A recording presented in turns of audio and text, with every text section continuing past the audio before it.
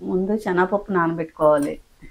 నానబెట్టుకొని అది కొంచెం గాఢగా మిక్సీ పెట్టుకోవాలి.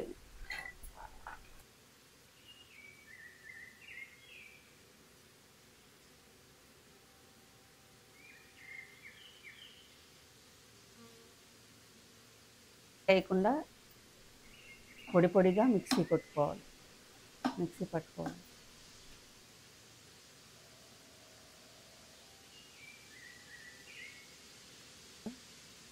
ఆయిల్ వేసుకొని ఆయిల్ కొంచెం ఎక్కువగా పడుతుంది.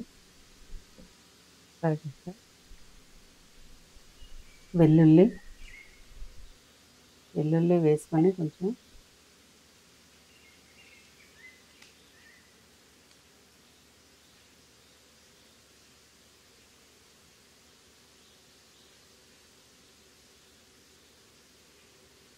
ఉల్లిపాయలు సన్నగా తరుపుకొని ఉల్లిపాయలు, పచ్చిమిర్చి, ఎండుమిరపకాయలు, జీలకర్ర వేసి బాగా వేయించాలి.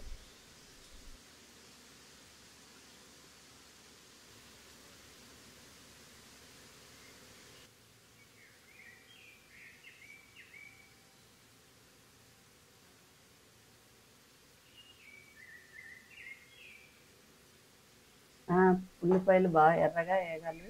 వేగిన తర్వాత శనగపప్పుని ఇలా వేసి బాగా వేగిన ఉల్లిపాయల్లో ఈ మిశ్రమాన్ని వేయాలి.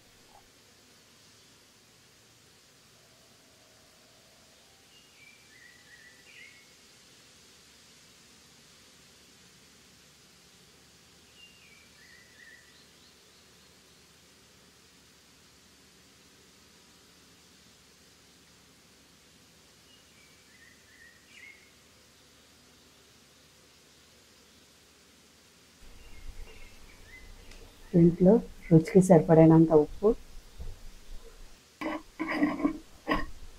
తగినంత కారం వేసుకొని బాగా కలపాలి. పచ్చివాసన పోయినంత వరకు బాగా వేయించాలి.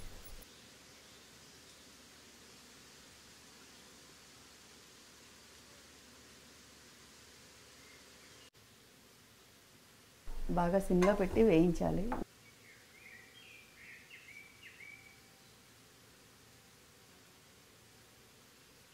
శనగపప్పు పాటోలు రెడీ. చేసి టేస్ట్ చేసి చెప్పండి. మినపొడియాలు, టమాటా, కొబ్బరి ముక్కకు కావలసిన పదార్థాలు. స్టవ్ మీద బాండీ పెట్టుకొని అందులో ముందు కొంచెంగా ఆయిల్ వేసుకొని ముందుగా మినపొడియాలు వేయించాలి.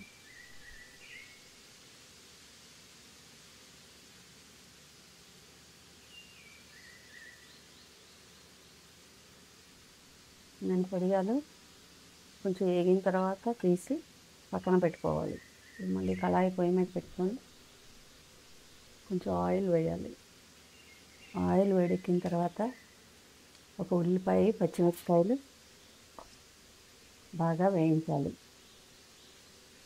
టమాటాలు బాగా మెత్తగా మగ్గిన తర్వాత కొబ్బరి ముక్కలు, మినపొడియాలు వేసి బాగా కలుపుకొని వాటర్ వేయాలి. వాటర్ వేసిన తర్వాత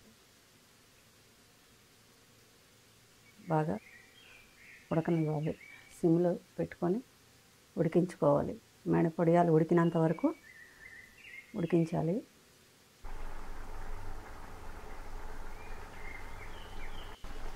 మినపొడియాలు ఉడికింది లేనిది చూసుకొని ఉడికిన తర్వాత కొంచెం దగ్గరికి అయ్యాక స్టవ్ ఆఫ్ చేసుకోవాలి. కొబ్బరి ముక్క, మినపొడియాలు, టమాటా కూర రెడీ. ఇది ఇలా చేసుకుంటే చాలా బాగుంటుంది. ట్రై చేసి మీ ఒపీనియన్ చెప్పండి. Thank you for watching. Please like, share and subscribe my channel.